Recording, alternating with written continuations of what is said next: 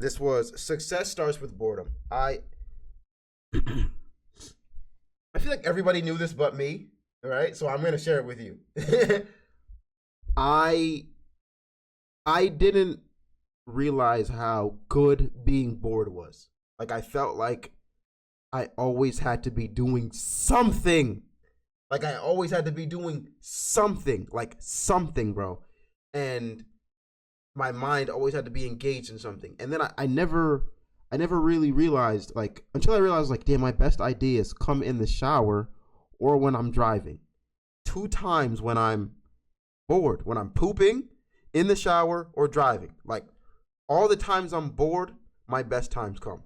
So I, like, since then I've made like a thing for myself to always go for a walk, just sit and do nothing. Like, I can't scroll my phone. I have to just either sit there and do nothing. And it's been super helpful for me. No, I don't mean shit in the shower. I don't mean shit in the shower, bro. I don't mean shit in the shower. I mean, when I'm pooping, I'm bored. When I'm in the shower, I'm bored because then my mind's just running, like, with connecting dots, connecting ideas. Or when I'm on a walk. I feel like philosophy should be implemented in schools. Man, I think that too. But here's the thing. We learn philosophy a lot in college. And I'll keep it a buck. I did not pay attention one bit. And I think the reason why is because, and Jordan Peterson said this, well, this is not my thought, but he made me think on it. And I was like, damn, I think he's right. They're teaching me about philosophy, and I'm like just not caring. And it's because I went to college to get money. Right? And if you ask any college student, they'll be like, yeah, I'm in college to get a job. Almost. Like, they'll be like, I'm in college to get a job. I went to college to get a job. Right? So I'm thinking, like, anything that doesn't have to do with that, fuck that. Fuck that. Like, absolutely fuck that. And that is a false belief that I just broke this year. 4 years after college. And it's, you go to college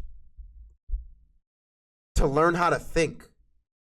And I didn't realize all the skills that I picked up at going to a liberal arts school. Like, they make you write a lot, like 10 pages, 20 pages. For a final, it was like 30 one time. And you learn, like, literally, you learn how to think. You learn how to communicate. And these are the most important things you can ever do in life, bro. And of course, I'm still practicing it. I don't know if it's something I'll ever stop practicing it, but I know it's the most important thing. Think about anyone you look up to. Name them right now. Are they good with their words? Anyone. Just name somebody that, like, not even look up to, that you think is kind of cool. They're probably pretty decent with their words, bro. They're probably halfway decent with their words. And it's because, like, they've learned how to, like, critically think, how to form their own ideas, and that's what college is supposed to be about. And I wish I knew that while I was still there. Like, I wish I was taking advantage of it way more. Like I wish I was reading more, but I didn't do that until I left.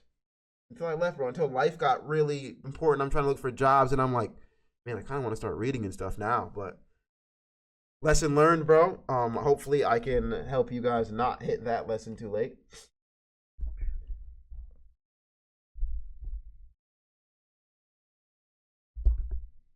Imagine you wake up one day, you get a drink of water, you put your work clothes on, and you stimulate yourself by working hard and achieving small goals throughout the day.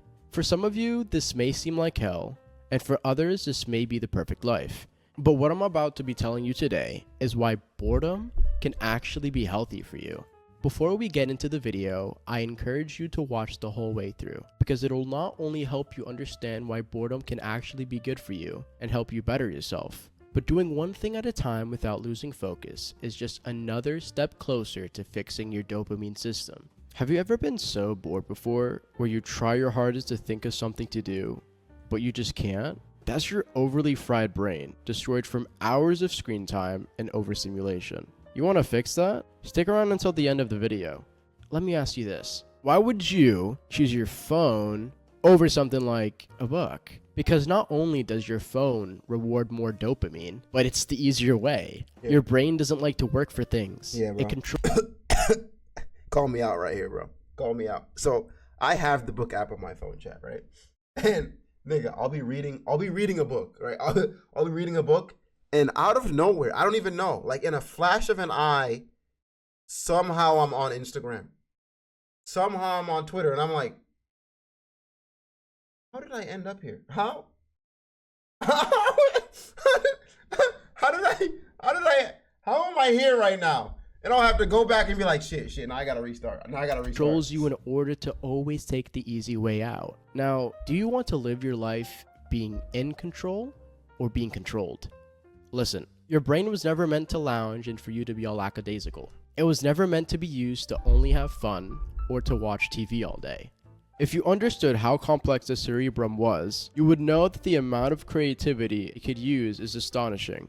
Now that all sounds great in theory, but it's actually attainable. You just have to be willing to be bored, and those things will occur. We constantly overstimulate ourselves, and it destroys our brains. If we focus on the right things, it'll be used for its actual purpose, and we will be so much better off in life, whether it's in a year, 5 years, or 20. Let's talk about the #1 app in brain rotting, TikTok. TikTok ruined our society's way of having fun by allowing you to think it's okay to scroll for hours upon hours, 15-second clips of uselessness. You'd probably hear this often, but before, kids used to actually go outside and have fun. They'd get their daily dose of exercise and vitamins from the sun. An old NIH study reads that vitamin D can be synthesized in the skin through a photosynthetic reaction triggered by exposure to UVB radiation. Sometimes I think it's deep. I feel like I obviously talk shit a lot, but I feel like they be gassing it sometimes. Like, I don't feel like that many kids are inside just sitting on TikTok. I obviously don't know, but like, I just can't imagine that many kids being inside all day, all year round, just sitting on TikTok, right? It feels like something that's just gassed and pushed at us so much that we all believe it. I'm like, I don't know. Like, I feel like kids go outside. Like, I feel like they still go outside. Like, I feel like they still play football outside. They still play soccer. They still, you know? No, it's definitely a thing. It's a lot. It's sad. Personally, I have TikTok, and I would go hang out with my friends in a heartbeat. They can't pay attention in schools anymore, bro. I watched that video with you guys, right? Where the freaking 8th graders were writing at a, what was it, 2nd grade level? Was that? One of my friends has 7 hours a day on TikTok. He's not a kid, but no, that's still 7 hours. Is he making money? Is he live streaming every day? Is he a AI? What the heck? 7 hours?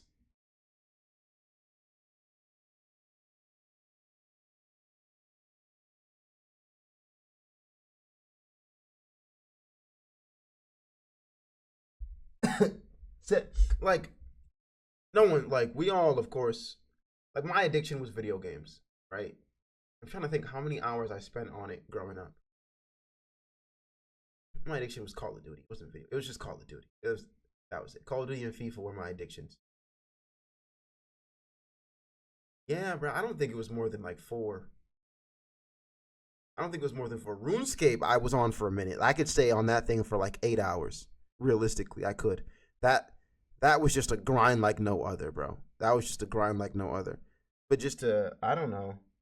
But I guess they don't give you as much dopamine as TikTok does, because you find a new video, you could just keep going. You could just keep going all day once they learn what you like, bro. Once they learn what you like, bro, you can just, God. Which basically translates to this. A simple 30 minutes a day in the sun will give you enough vitamins and energy to last you throughout the entire day. So you still being here proves not only are you part of the small percentage of the world who actually cares about their mental health, but it proves you want to fix it. And that's what I'm here for. In order for you to fix your messed up brain from all these overstimulations and dopamine abuse, you need to do the following. Try deleting an app that causes you to use your phone a lot, whether it's TikTok, Snapchat, or Instagram. You don't have to delete it forever, but after 2 days of not using it, look back on how you feel. I promise you'll notice a difference. Workout. Now this doesn't have to be a chore. Personally, I love hitting the gym. It gets me that boost of confidence and energy. And it's the right way to reward yourself. You see, your brain doesn't allow itself to feel reward. I think we should do a server app. What is it called? What is it called where you can see the time of everybody's thing? What is that shit called again? Screen time. We gotta do a screen time channel, bro. I think we should do a stream screen time channel, bro. See what is happening. See what apps you're going crazy on, bro.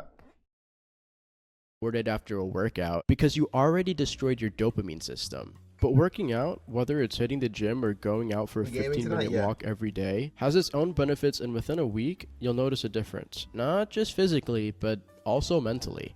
Something I know a lot of you like to do is sleeping. Now don't get me wrong, sleeping is great for your health, but that all depends on what time you're doing it at. A recent study shows that if you fall asleep before midnight, minutes seem like hours and you'll be refreshed. And waking up at a reasonable time like 7 or 8, you'll have gotten what feels like the best night of sleep you've ever had. On the contrary, sleeping after midnight has the opposite effect, where hours seem like minutes, and you'll wake up sluggish with a foggy, unclear mind, and with no energy to help you get through the urgencies and tasks of the day. Another thing is, if you take naps throughout your day, that's another way of overstimulating your brain because of how good it feels. But you can easily be destroying your sleep schedule that way. I suggest you do your night routine an hour before bed. You put your phone across your room, somewhere out of reach, and sit in bed for the last hour meditating. Then when you go to sleep, your alarm will wake you up in the next morning, forcing you to get out of bed. If you work on self-improvement, you'll notice that you'll find yourself being okay with being bored. It's my biggest struggle. That's my biggest struggle day to day. I don't know if anybody can relate, but it is getting out of bed. It has always been. Like, that is my biggest struggle, bro. It's always been. No matter what time I go to bed, I just want to wake up and lay there for like an hour before I get up, bro. You know how many days I missed in school growing up because I couldn't get up early enough, bro? You know how many days I missed? And I've always been a late sleeper. No reason. I would just be up until like 2 in the morning for no reason. Whether the TV was on, whether it was off. Before I even had a phone, I was just always the last one up at sleepovers. Always. It'd be like, I'd be at my friend's house. Like, we're not playing any electronics. Like, we're just laying down. Everyone's already asleep. I don't fall asleep till like 1 a.m. I don't fall asleep till like 1 a.m., bro. And I've low-key always hated myself for that. I'm always like, nigga, why can't I just go to sleep on time? Like, why can't I just go to sleep? But I've kind of had to learn to just work with it. Like, instead of working against it, I'm like, okay, I can just work with this. I can work with this, bro. I can. Sometimes stimulating yourself is okay. It just depends on how you do it. You want to get rid of the things that are above your biggest priority. If you want to become rich or successful, you have to make sure your life is boring, so that working hard to achieve money or success is the thing that you end up enjoying. Your brain tricks itself into thinking working can be fun. The easiest way of becoming successful is by making your life more simple, so those responsibilities or priorities are actually fun. You will end up being so far ahead of everyone and more focused because your brain isn't fried with cheap dopamine. Stay consistent with these tools, and good luck. If you enjoyed this video, like, subscribe, and peace out. That was a pretty solid video, bro. What did you guys think?